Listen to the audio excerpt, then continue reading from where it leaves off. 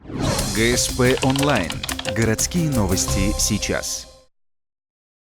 В Ухте прошел второй этап штабной тренировки по гражданской обороне, которая проводится с 1 октября по всей территории России. В 6 утра в единую диспетчерскую Ухты поступила вводная. В результате ливневых дождей начался активный паводок. В связи с этим все службы необходимо привести в готовность на ликвидацию последствий и спасение людей из зоны затопления.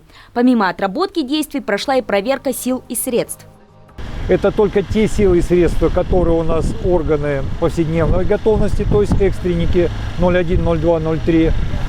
Далее наши ресурсники, это электросети и газовики. Также участвовали и спасательные службы, инспекция маломерных судов, Спаском и общественная организация «Ухта-Спас». Все присутствующие отработали условную эвакуацию пострадавших с зоны затопления. По сценарию таких было 3.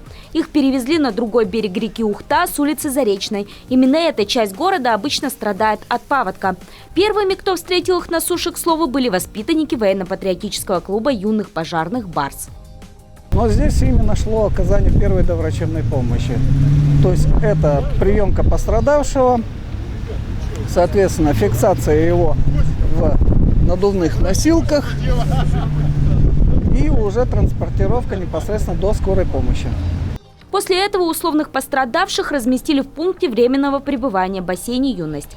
Также, по легенде, их должны разместить в одной из гостиниц города, которая тоже была вписана в сценарий отработки действий и находилась в готовности к приему людей. По итогу управление ГОЧС оценило действия служб на хорошо. Теперь свою оценку поставит и республиканское ведомство.